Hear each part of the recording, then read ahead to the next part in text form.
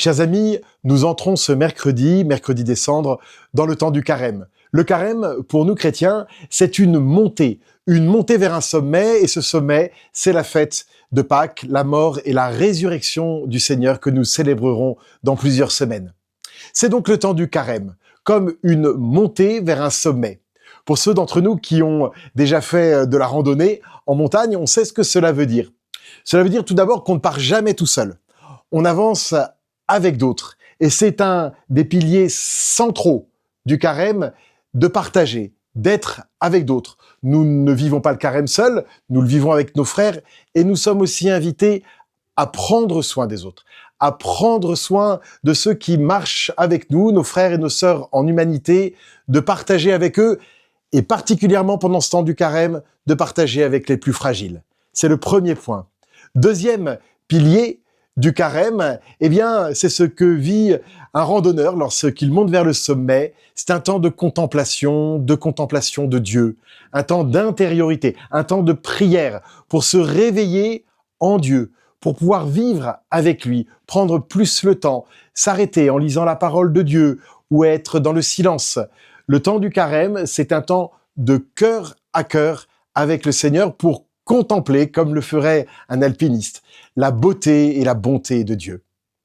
Le troisième pilier du carême, eh bien, il nous renvoie à tout ce qui gêne notre marche, tout ce qui alourdit notre marche. C'est le pilier du jeûne. Qu'est-ce que cela veut dire ? Eh bien, on pourrait se dire que pour monter au sommet, de temps en temps, il faut le reconnaître, notre pas est alourdi. Par quoi ? Alourdi par certaines choses qui prennent beaucoup trop de place et de temps dans nos vies.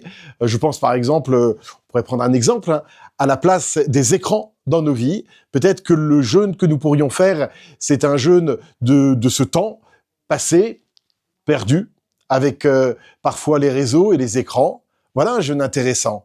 Mais il y a d'autres choses qui peuvent alourdir notre pas. Il y a parfois ces vieilles querelles, ces affrontements entre nous. Eh bien, ça pèse dans nos vies, reconnaissons-le. Eh bien, le temps du carême, c'est justement ce temps pour revenir sur le chemin de la réconciliation avec Dieu et avec nos frères. C'est le chemin de la paix. Et c'est ce chemin que je vous invite à vivre également dans le sacrement de réconciliation pendant tout ce temps du carême.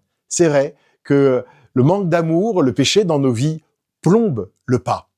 Mais je voudrais enfin parler du jeûne alimentaire.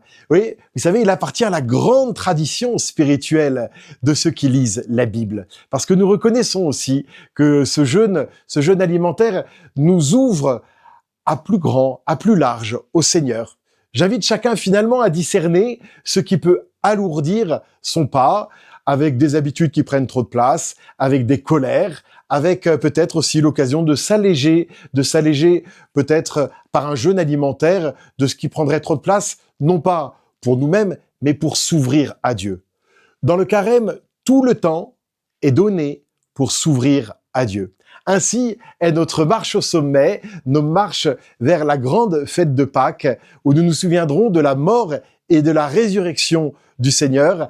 À vous tous, chrétiens de la Seine-Saint-Denis, mais d'ailleurs, très beau temps du carême et rendez-vous mercredi des Cendres.